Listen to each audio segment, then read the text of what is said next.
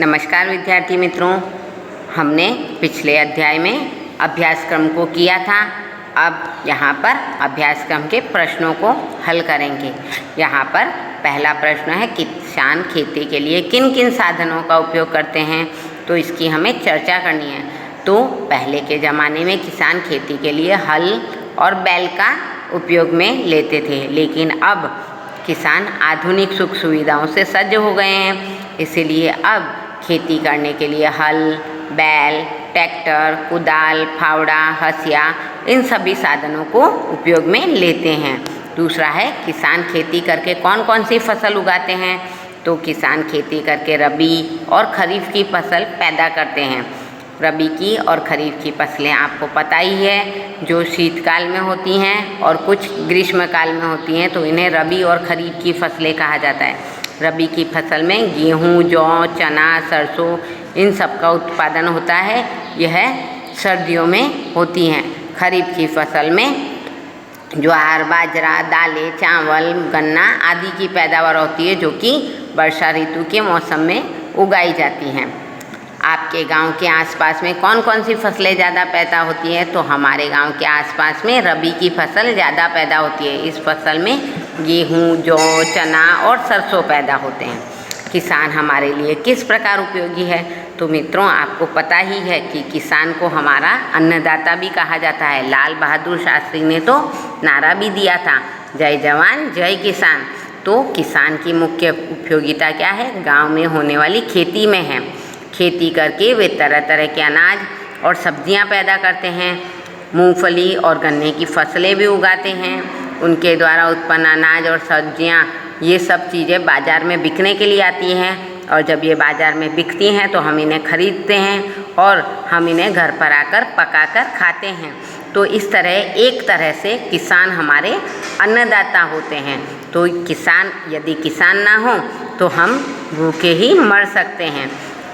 तो किसान हमारे लिए बहुत ही उपयोगी है। प्रश्न 5 हमें पूछ रहा है कि क्या आप किसान बनना पसंद करेंगे, यदि हाँ तो क्यों, और यदि नहीं बनना चाहते हैं तो भी क्यों। तो हम इसके उत्तर में लिखेंगे, हाँ मैं किसान बनना पसंद करूँगा। किसान बनने से अनेक लाभ हैं।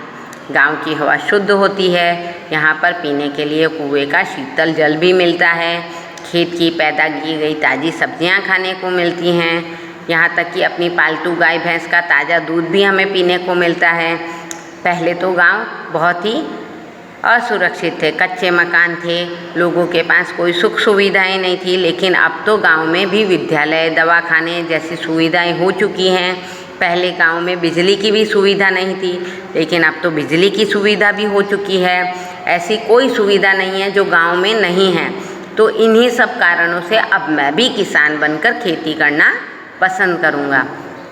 प्रश्न 6 हमें पूछ रहा है कि आप बैलगाड़ी में बैठकर घूमना चाहोगे या मोटर गाड़ी में, और क्यों। तो देखिए, वैसे तो मोटर गाड़ी में घूमना सबको पसंद है, हमें भी पसंद है, पर यहाँ पर हम बैलगाड़ी को ही उचित मानेंगे। क्यों, क्योंकि देखिए पेट्रोल की, डीजल की कीमतें लगातार बढ़ रही है, और लगातार बढ़ने की वजह से इनकी आपूर्ति भी कम हो रही है, यानी पेट्रोल डीजल की कमी भी हो सकती है। तो आए दिन वैसे भी मोटर गाड़ियों में दुर्घटनाएं भी होती रहती है, पर बैलगाड़ी, उसकी यात्रा तो बड़ी मज़ेदार होती है, सस्ती होती है और सुरक्षित होती है। बैलगाड़ी की यात्रा में बैलों की ही सार संभाल की जाती है, और गाड़ी का तो हम मज़ा ही ले लेते हैं। तो इसलिए यहाँ पर ना कोई पेट्रोल का खर्च है, ना कोई डीजल का खर्च है। बैलों को चारा पानी खिलाना तो वह हमारे खेतों में से ही मिल जाता है। तो इसलिए मैं बैलगाड़ी में बैठकर घूमना चाहूँगा। प्रश्न 7 कह रहा है, पशु हमारे मित्र हैं, इस विषय पर चर्चा कीजिए। तो देखिए, आपकी कक्षा के कुछ बालकों के मैंने यहाँ नाम लिए हैं, प्रयास, रक्षित, प्रतीक, आयुष, ध्वनित, ये सब आपस में पशु हमारे मित्र हैं, इस विषय पर चर्चा करते हैं। तो प्रयास कहता है, इस बार तो छुट्टियों में जब मैं गांव गया तो पीने को गाय का ताज़ा दूध मिला, बड़ा मज़ा आया। देखिए, ये सब अपने अपने अनुभवों के द्वारा हमें बता रहे हैं कि पशु हमारे मित्र हैं। पशु ना हो तो हमारी कई कामों में अपूर्णता रहती है। बिना पशुओं की सहायता से हम बहुत से काम नहीं कर पाते हैं। तो पहला काम क्या हुआ कि गाय का ताज़ा दूध मिलता है।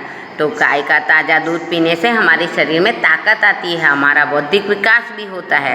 तो प्रयास के अनुसार जब मैं गांव गया तो पीने का गाय का ताज़ा दूध मिला, बड़ा मज़ा आया।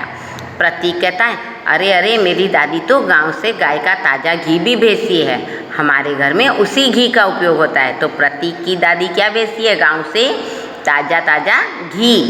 आयुष कहता है, हमारे गांव में तो अंकल के घर एक अच्छी नस्ल का घोड़ा भी है, जब भी मैं गांव जाता हूँ तो जी भर के घोड़े की सवारी करता हूँ।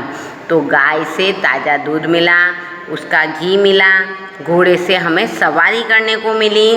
इसके अलावा अब रक्षित कहता है, मेरे दादाजी भी गांव से भैंस के दूध का मावा भेजते हैं, भैंस के दूध से भी हमें क्या मिला है? मावा, और उस मावे से हम बहुत सारी मिठाइयाँ बनाते हैं।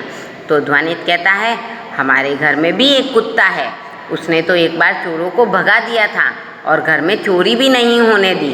तो इस तरह कुत्ता भी हमारे लिए उपयोगी है कि हमारे घर की रखवाली करता है। तो प्रयास कहता है, सचमुच गाय, बैल, भैंस, घोड़ा, बकरी, कुत्ता, ये सारे पालतू पशु हमारे लिए बहुत ही उपयोगी हैं, ये हमारे सच्चे मित्र हैं।